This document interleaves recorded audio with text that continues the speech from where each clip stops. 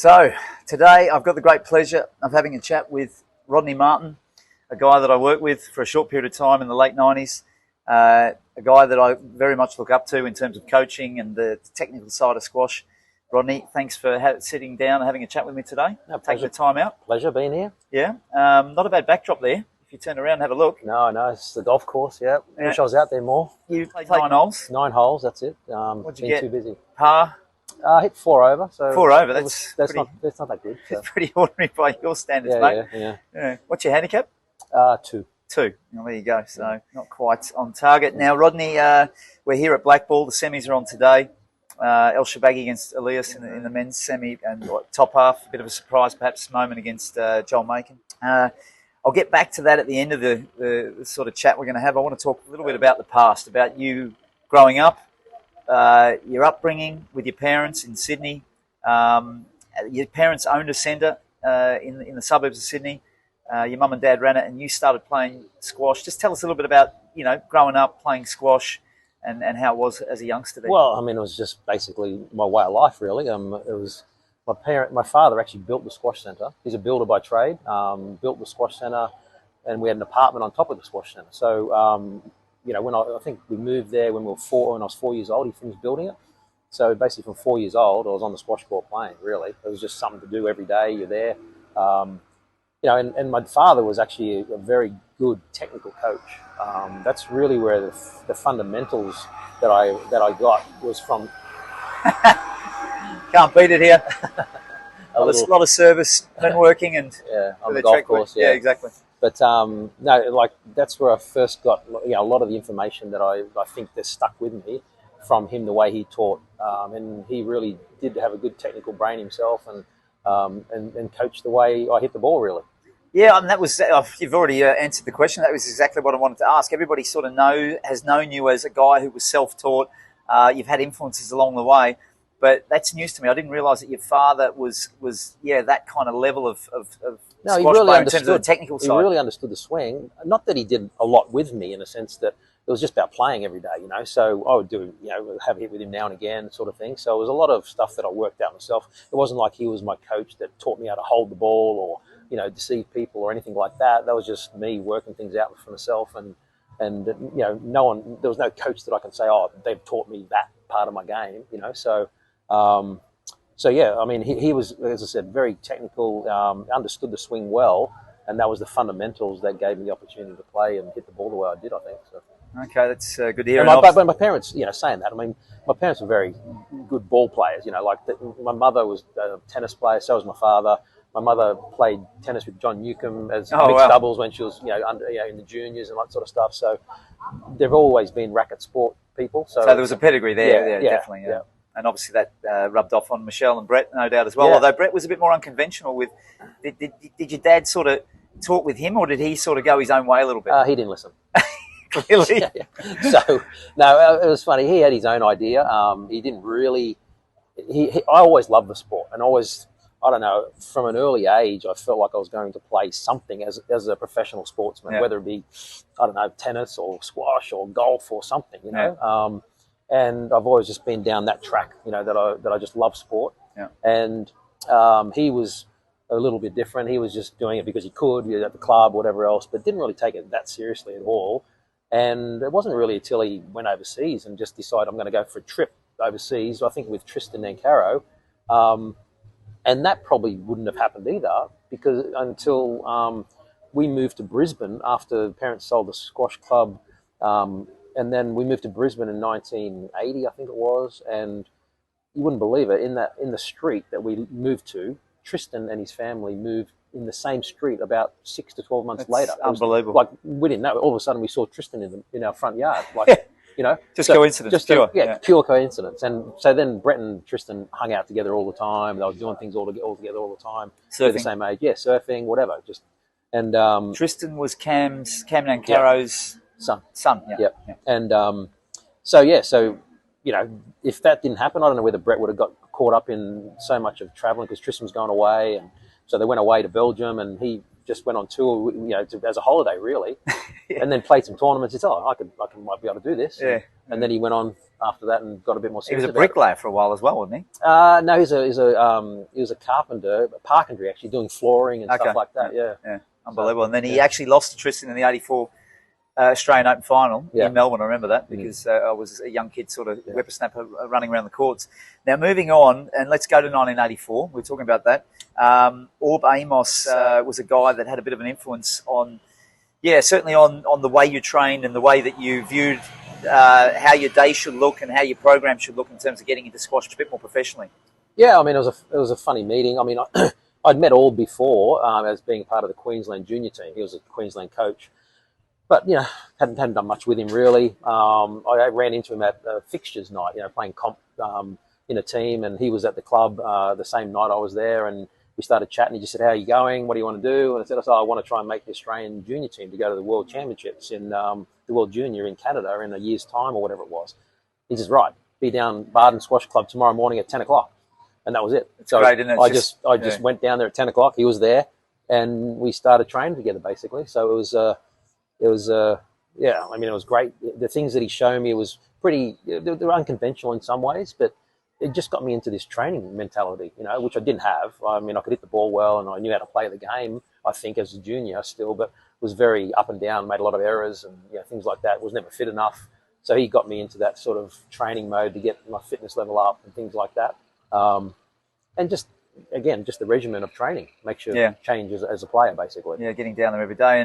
And then there was the Queensland Junior Open. It's just around that time. So you're on the back of sort of working with him, getting a bit more discipline in the way that you operate. You win the Queensland Junior Open, and then there was a big sort of step that you made because you played the Queensland Open and Chris Dittmar, who was 3 in the world at that time. Yeah, I mean, you're like 17, 18? Yeah, I played both events at the same time. So I was playing the junior match early and then the senior match at night sort of thing. And, I mean, I got to the final. I beat Chris Dittmar. I mean, he wasn't there fully training. He was in Queensland for sort of a playing holiday, doing some exhibitions with Ross Thorne, travelling around, having a good time. So I know that he wasn't, at 100% doing things right, but still for me to beat him as a young guy, he's number 3 in the world or number 2 in the world, I think he was. So to beat him in that tournament, and then I think I beat someone else. I can't remember who it was on the way there as well. Someone that was ranked reasonably high on the world ranking, and then I played Tristan in the final, lost to Tristan. But just to do both of those, in the 1 week was a huge step for me as a player, basically. Yeah, and that led to, you went to Calgary, you came 3rd there. Yeah. Lost to Chris Robinson in the semis. He beat David Lloyd in the final. Yeah, he was a pretty handy player, Lloyd. Yeah. But unfortunately, he didn't carry on with it and went down a business path. Didn't he? Yeah. But and then I played Jankshire in the 3 and 4 playoff, and I beat him there. So I sort of had a good start to competing with him. Whether that was the reason why I had more wins against him than anybody else, because it started back then as a junior. That set the tone there. Maybe, I don't know, but yeah. All right, now moving on into the playing days, the Aussie crew was a very strong one. Obviously, Ditz, yourself, Robbo, Brett, Tristan, Ilesy. It was like a clique that stuck together. And I just want to talk a little bit about, like, in today's world, we see with the social media, with players almost sort of sticking with their teams and staying in their own sort of in their own worlds. There was definitely a lot more camaraderie and friendship going on between you guys in particular, and even towards perhaps the other players from England. And there was just loads of cross friendships there. Yeah. And there was times where you let the hair down at the end of sort of series of events, go out, have a few drinks together. We talked about that a little bit, leading into this. Is that missing a little bit, do you think, from today? Well, I know for a fact that, I was working with some Australian players, and someone like Ryan Cuskelly, he had a certain group that he enjoyed being on tour with. And all of a sudden they all started retiring, and he wasn't enjoying being on tour, basically. So he wasn't enjoying the travel and being in a tournament. He didn't have guys to socialise with that he enjoyed with, that he was socialising with before. And that's one of the reasons why he decided not to keep playing, because he just didn't enjoy that side of it, basically. Yeah. And I think we had that in abundance. We had that in abundance. I know. I was 18, 19. I remember you lining up the shots on the bar, Rodney, for everybody. Well, you weren't short of being generous, that's for sure. Everyone took their turn, so it was good. But we had fun together. We would compete hard against each other. but we would always forget about that side of things and go out and have a good time, and always at the right time of year as well. Yeah, at the right time. And you know, when we played for Australia, we would die for each other. That made a big difference to us, beating, you know, like the Pakistans and that of the world back then, winning the world title, the world teams and things like that. Because we really were, you know, going to do anything we could to win for each other, basically, you know. So it was such a good trip, you know, when we did go away together in the Australian team. And I think that lacked a little bit as time went on. I think, you know, some of the teams, there were some people, you know, some players in there that were a little more selfish about what they wanted themselves to do. And I don't think it had the same, you know, the same camaraderie, you know, that we had when we were playing. Yeah, and I mean, I was lucky enough to be selected in 2001, and we're in my home city of Melbourne, and you were the coach. And yeah, you made that shrewd move beforehand, because there was a few wranglings going on between some of the members of the team. And you get Ditz over, and he sat us in the room. I still remember at MSAC. Yeah. And Ditz, I mean, when Ditz is in the room and he opens his mouth, he's a pretty good orator. So everybody's like tuned in straight away. And he just spoke for 30 minutes, and we all walked out, and everybody felt better automatically. You know, that's just bringing that element into it. Yeah, and I think that was important, because I think at that time there was, you know, the guys, you know, on the team, you know, Dave Palmer, Paul Price, Stuart Boswell, and I was just trying to, and I don't think they got on that well on tour. You know what I mean? Those guys. So. I just tried to make it clear that it's not about what happens on tour; it's about what happens in the team. And and someone like Ditz is a perfect person to sort of voice that and make sure that everyone understands that you're playing for your country. It means a lot more than being, you know, thinking about yourself. So I think he did that a great job. And did he what? And then and we ended up winning the exactly the world team. So he went. He in that speech he went straight back to the junior. He was talking about even Dale Robbins, Big Red in the junior days and stuff like that. So. He had not forgotten anything about what it meant to play for Australia, and that was pretty evident. Now, moving on, last thing. Now, we're getting back to the squash today. We've got that top half semi moment against Macon, and in the bottom half, Diego, who's trying to get to world number one. Marwan, your charge, unlucky yesterday, dipped out against Joel. Was very close. Joel was looked like a gladiator out there, the way he was throwing himself around, come out with a blood eye afterwards as well. The top six, with Marwan parked there at 6, on the rankings as well, there's a bit of a gap. I mean, I personally feel like that 6 is quite solid at the moment, and they've become more solid over the last couple of years. How do you see it? Yeah, I think so.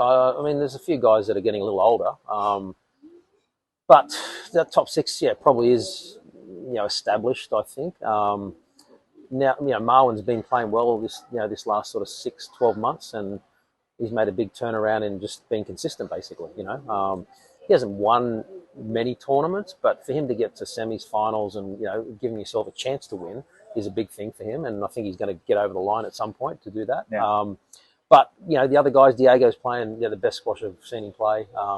The tournament, the TOC, you know, was probably the best match, you know, the best squash I've seen Diego play his whole life. He didn't make many errors and was just in control of things, you know. So, you have to play well to beat him these days. And, you know, whether Muhammad can do that today.